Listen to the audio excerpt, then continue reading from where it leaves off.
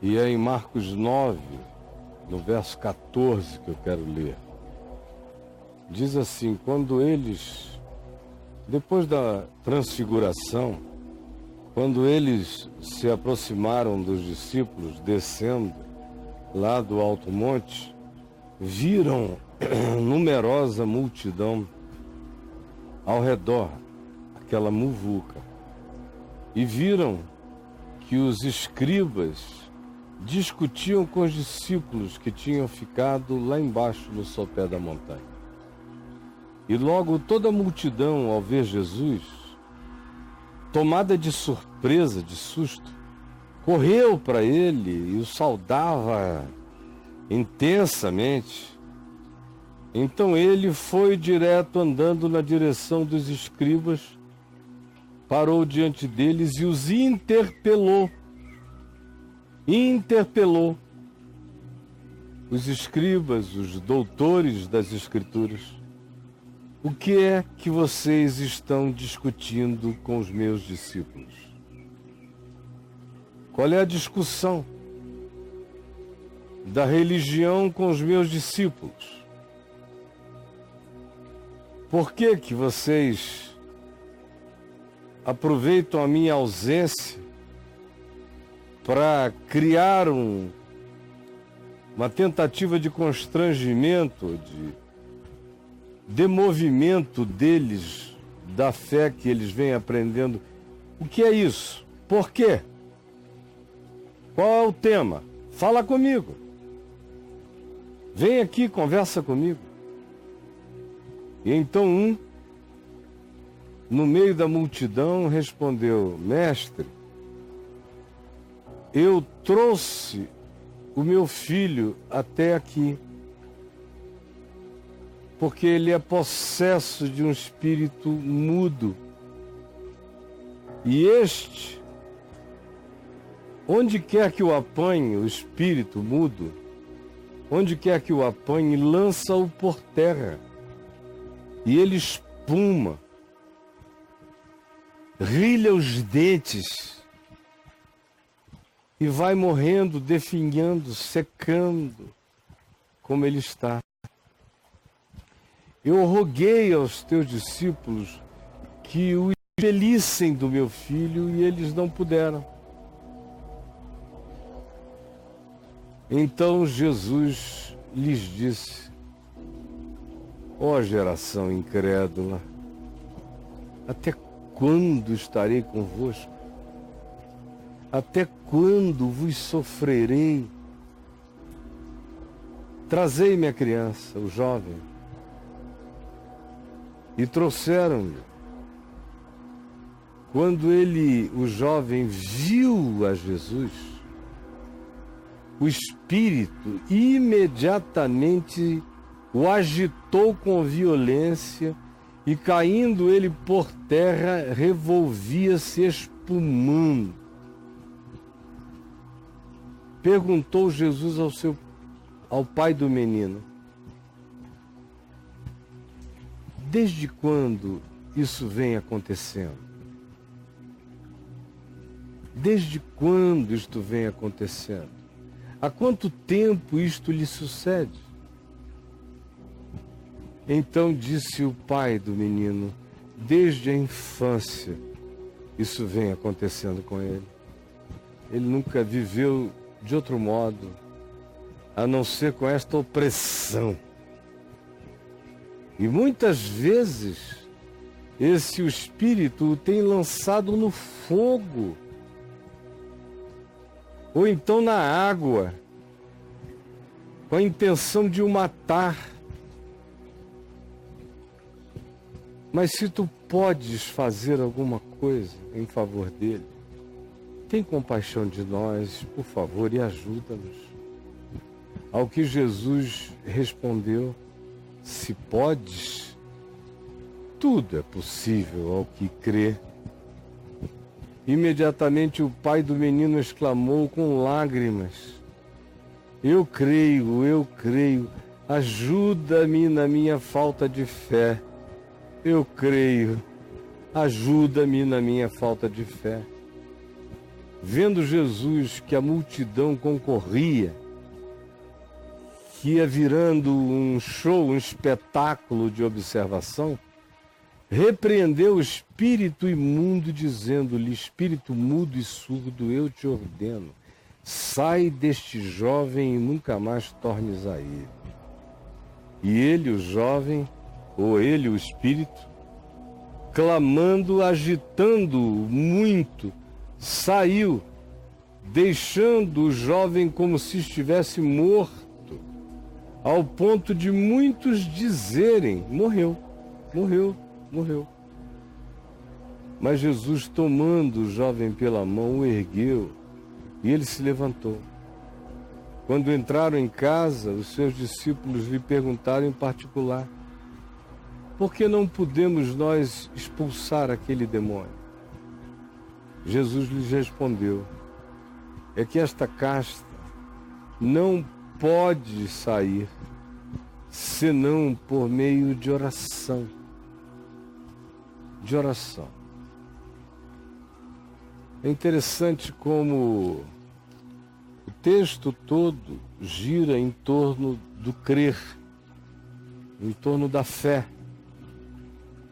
Jesus, Pedro, Tiago e João estão descendo do alto monte onde houve a transfiguração, conforme o contexto antecedente. E quando chegam, encontram aquela multidão, uma discussão, os escribas muito mais bem preparados e argumentativos, oprimindo os discípulos de Jesus que tinham ficado lá embaixo, e a questão toda tinha a ver com a impotência. Eles não tinham conseguido expulsar o demônio do filho do homem que pedira ajuda. E certamente foi a partir dessa primeira frustração desses discípulos que os escribas começaram a levantar dúvidas, a pisar na autoestima deles, a mostrar e argumentar que eles não representavam nenhum nome de poder, porque tinham mandado o espírito imundo sair e o espírito não lhes obedecera, e que eles eram apenas servos e discípulos da seita de um louco, e que os verdadeiros exorcistas de Israel exorcizavam, mas cumpriam determinados ritos que eles nem conheciam, devem ter feito pouco, como quisessem e como podiam, do que tinha acontecido naquele show de impotência, de inexperiência dos discípulos. E a multidão assistindo perplexa, aquele embate, aquele MMA entre religião e marginalidade espiritual. E quando Jesus chega, eles afluem sobre ele. Jesus atravessa a multidão, vai direto interpelar os escribas: o que é isso? Por que vocês estão fazendo isso? Que história é essa? Então, sem que os escribas sequer respondessem, o pai do menino ergue a voz e diz: isso tudo aconteceu em torno dessa questão, do meu filho, e contou a história que eu acabei de ler. E o desfecho é esse. Ele conta a história, a impotência dos discípulos, ele toma Jesus pelos discípulos, por isso ele já chega na dúvida, porque o comportamento dos discípulos levanta dúvidas sobre Jesus. Guarde isso. O comportamento dos discípulos levanta dúvidas acerca de Jesus. O comportamento dos discípulos sempre levanta dúvidas acerca de Jesus. Por isso ele diz: eles não puderam expeli-lo. Mas, se tu podes alguma coisa, qualquer coisa, porque é assim que um pai e uma mãe desesperados fazem. Procuram qualquer recurso em qualquer lugar. Então tinham ido lá por causa de Jesus. Chegaram, Jesus não estava, estavam os discípulos. Uma multidão e os escribas interpelando os discípulos, provocando. Chega essa situação concreta, é posta diante dos discípulos de Jesus, eles se manifestaram impotentes e os escribas bateram neles veementemente. Até que Jesus aparece, o homem tinha visto o encurralamento, a impotência dos discípulos de Jesus, como eles não tinham podido fazer nada contra as duas castas que estavam ali, a casta dos demônios e a casta dos religiosos, dos escribas, impotentes ante as duas castas. Então o homem, ao contar a história, vira-se para Jesus e lhe diz isso. É um tormento desde a infância. Desde a infância.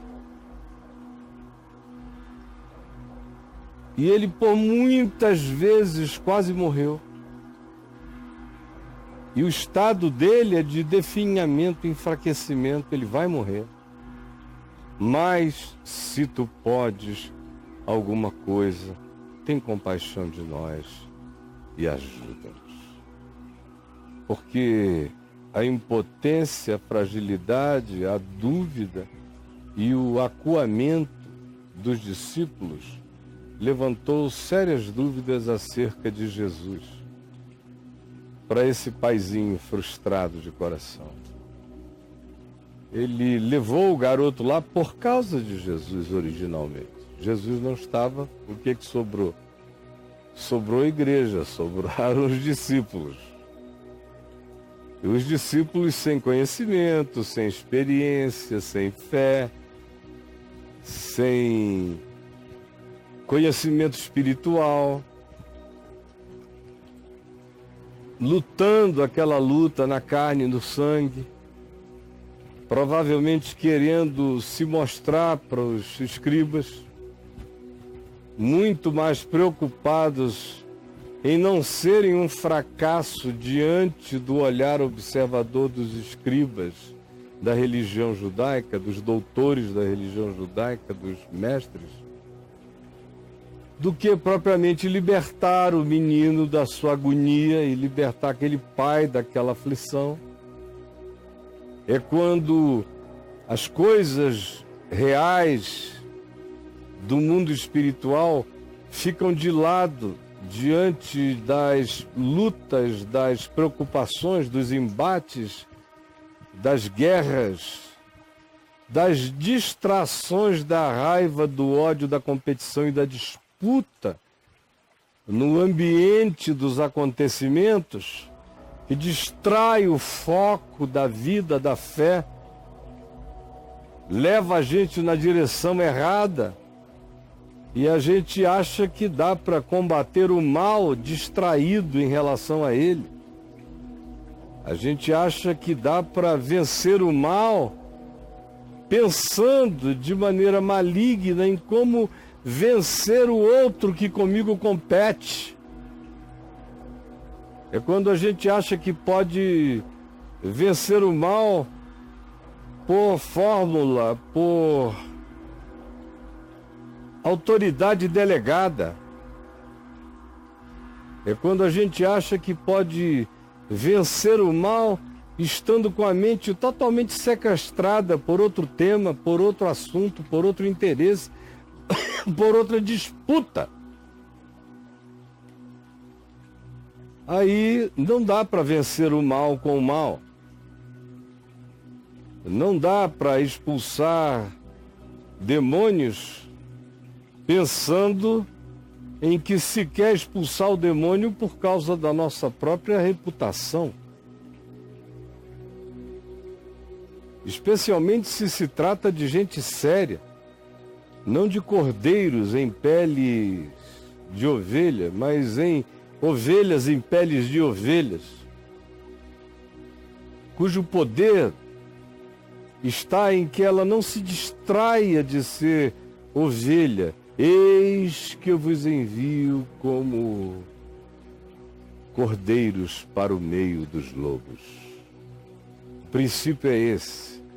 É não se distrair de quem você é. Você é um cordeiro enviado pelo Cordeiro de Deus, que também é o leão de Judá. Eis que eu vos envio. Não se distraia. Não queira brigar a briga dos lobos. Não discuta os temas dos lobos. Não permita que eles desviem o foco do seu pensamento do cerne dos significados e das importâncias e dos sentidos, levando você para uma guerra paralela onde nada é salvo, onde apenas tudo é perdido. Não consinta nisso. E foi isso que eles conseguiram fazer. Distrair os discípulos da verdadeira luta que tem a ver com solidariedade, carinho, humanidade, despreocupação total consigo mesmo e foco absoluto no ser doído. Que foi o que Jesus fez. Jesus desceu, andou na direção dos que distraíam o mundo e a verdadeira luta espiritual, chamando aquilo para um conflito de competições e de empoderamentos e de demonstrações, e que não libertava ninguém, era como guerra acadêmica e teológica, não produz nenhum resultado, não liberta ninguém, não cura ninguém, não melhora ninguém, o povo não fica nem sabendo, mas os que deveriam estar ajudando ao povo se distraem da questão essencial da vida, que é amar a Deus no próximo. Então chega Jesus, interpela os escribas, vira de costas e anda na direção do Pai. E pergunta: há quanto tempo isto lhe sucede? Essa é uma pergunta de interesse, de amor. Há quanto tempo? Essa história tem que ser conhecida. Interesse pela história dos outros ajuda a curar os outros. Há quanto tempo isto lhe sucede? Entender a viagem, o drama, a angústia dos pais, desse dependente, desse codependente, que é o pai da família. Como o menino não falava, porque era surdo. Se diz que o espírito era mudo, e Jesus diz: espírito surdo e mudo sai. Porque o menino certamente não falava porque não ouvia. E aquele entupimento sensorial e cognitivo era resultado de um bloqueio de natureza maligna. Por alguma razão, na infância dele, por algum trauma, por alguma porta espiritual que se abriu através da oportunidade de algum trauma, de alguma perturbação ou até de alguma herança genética e psíquica que tenha aberto a porta para esse estado e que se manifestou fazendo com que esse moço não quisesse ouvir mais. Ele se tornou surdo. E essa coisa se manifestou fazendo com que esse moço não quisesse falar mais.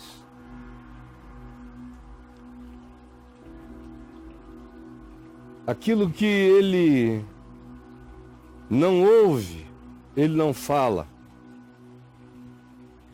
Ele quer se ausentar, e essa sua vontade de se ausentar, de se dessensorializar para o mundo dele, abre a porta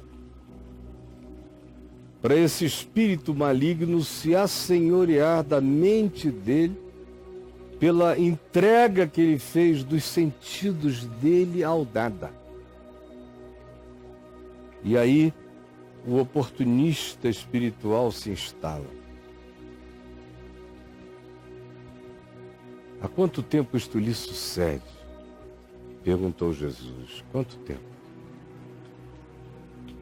Desde a infância. E a vida com ele tem sido um inferno. Porque esse espírito às vezes tenta afogá-lo, às vezes queimá-lo. E o espírito só fazia isso porque essa pulsão estava dentro do menino, é claro. Essa pulsão autodestrutiva. Essa agonia inexplicável. Que o desesperava tanto que ele queria desaparecer. E a força maligna nele se utilizava de toda essa desistência da vida para gerar uma proatividade suicida no rapaz. E aí, Jesus ouve. E enquanto ouvia, a conclusão do pai, dizendo mais, é uma adversativa. Até aqui foi uma miséria de vida, mas até aqui não só a vida foi uma miséria, mas os teus discípulos também foram impotentes. Mas se tu podes alguma coisa, qualquer melhoria, se tu podes alguma coisa, tem compaixão. Porque o homem sentira que com Jesus era diferente. Os discípulos tinham discutido sobre demônios, expulsão de demônios, castas malignas, métodos de exorcismo, e ninguém tinha enxergado o menino. É Jesus quem desmonta os poderes dessas castas, da casta religiosa, que só queria discussão, da casta espiritual, que se fortalecia na confusão, e da casta de descrença que se instalara no coração dos discípulos, que perderam o foco no amor humano e se distraíram com as brigas da religião. Aí reina o ambiente aonde o dominador perverso se estabelece com autoridade total. O homem, todavia, se impressiona com a solidariedade de Jesus, que quer saber a história do menino. Desde quando isso acontece? O que aquilo produzira no ambiente familiar?